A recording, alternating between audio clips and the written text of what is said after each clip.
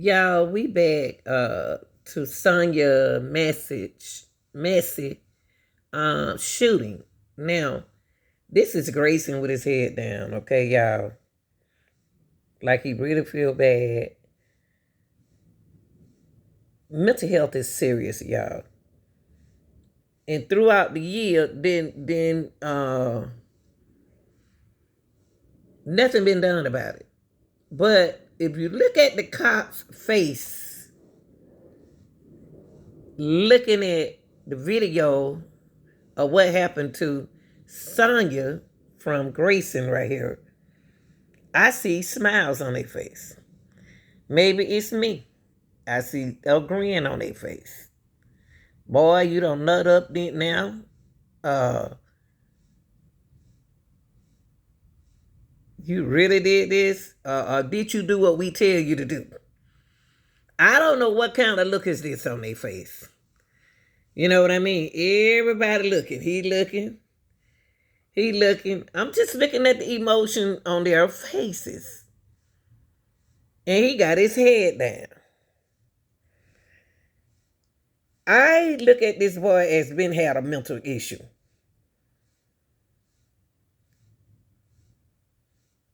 Because he had a mental issue while he was in military. Now, let me tell y'all something. This boy Grayson has been getting away with being in trouble for years. Until he put his sympathy online to take other people's lives. And then it up to the sheriff and the deputies as a team players to step in and monitor this situation. Now, this is the jail video, y'all. I'm going to take y'all back. And because, I had to break it down to y'all. I haven't been here, so, I got to break mine down. Now,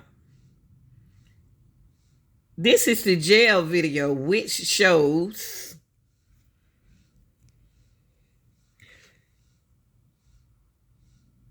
ex-deputy Grayson only thinking about his selfish self. Nowhere in this video I heard him say, "Oh man, I'm sorry, I apologize, man, I hate I did this. Man, what's wrong with me? Why did I do it?" I don't hear none of that in this video. Only thing I hear is he's telling them what he is charged. So this is the video that's going to give you details of what Grayson, the ex-deputy who shot Sonya Massey, charged with Sonya with her murder. You're going to hear him make comments in front of his co-workers, older men. They knew about his record. They knew about his behavior. They know about this dude right here. He just got caught, that's all. He just got caught in doing what he did, okay?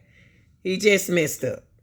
God, it was time for him to stop doing what he doing. Don't tell me what else he done. Because I can tell the look on their face. Okay? There he go with his head down right there. Now, he's charged with Sonya Massey's murder. He's making a comment about his charges. He speaks of the new law, y'all. He you don't hear him talking about what he did wrong or nothing. I wonder who he lived with. I wonder what's his issue. How long has he been like this? Because not nowhere in this video you're going to say, "Oh man, what I do, man, what I did." Now, only thing Grayson speaks about and make comments about his charges and the new law in Illinois that eliminates will play in his favor.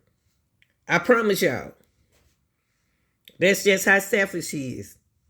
He's not even thinking about who he shot, what he shot, why he shot. He's thinking about the law in his favor. Mentally, that ain't right. And y'all know that. Y'all know mentally that ain't right. But we're going to get down. We're going to get there. Only thing he's worried about is the law. He think he will get out soon, y'all.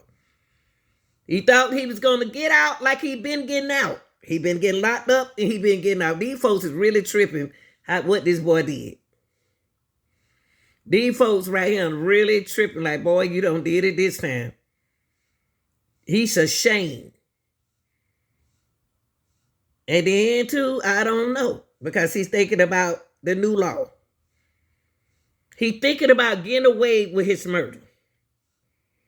But he ain't. He said he think he will get out soon. Yes, he did. Yes, he did. So let's look at this. And then I want to show y'all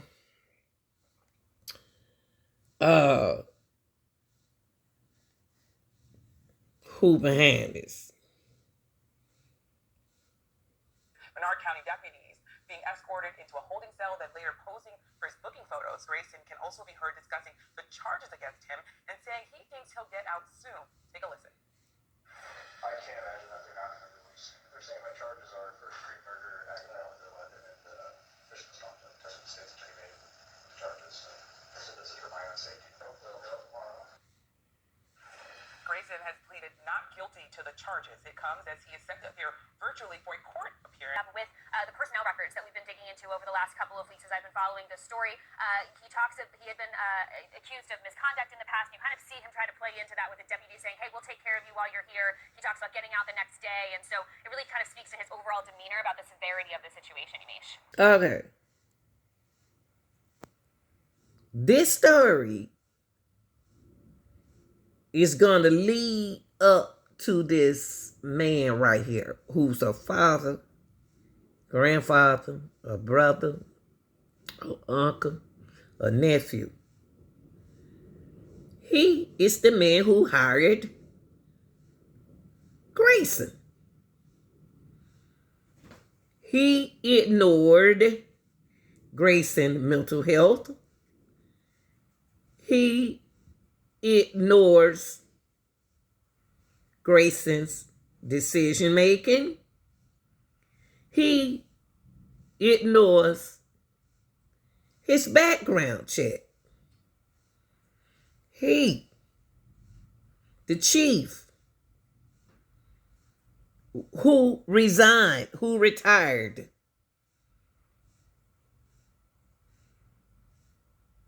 for hiring this deputy.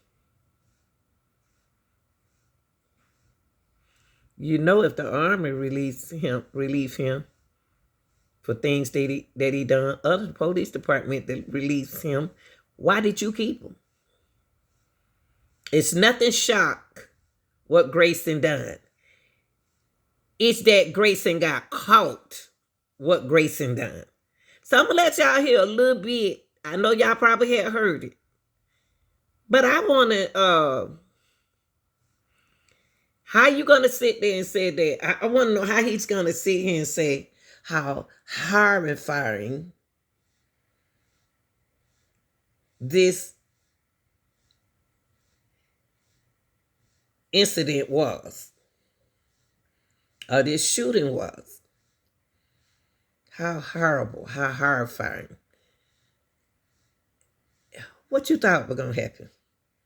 Sooner or later.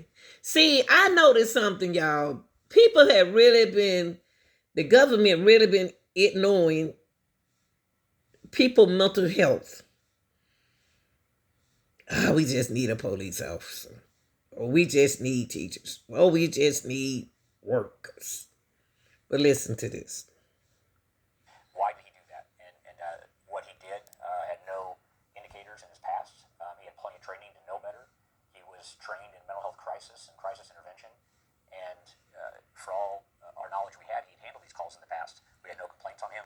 Chief, the man got a big record.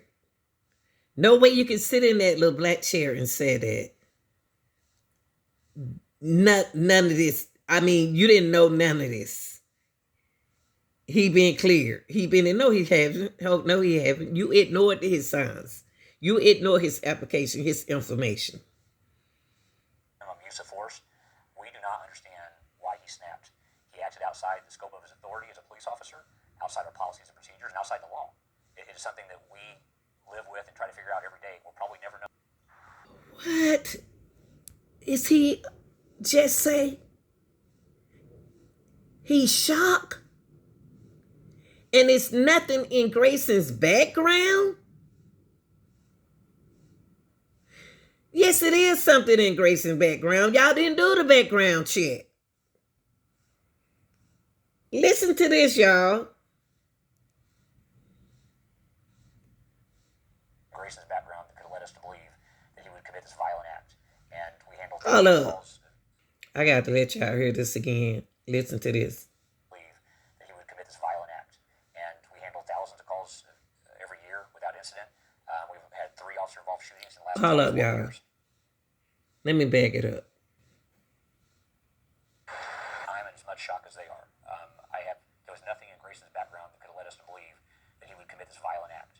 And we handled thousands of calls every year without incident. We've had 3 officer-involved shootings in the last 24 years. And so my message is that we're still the same sheriff's office. The person that did this is in jail. He's going to face justice in the criminal justice system. And my job now is to hire people and train them to make sure this doesn't happen again. Are you serious? Are you serious?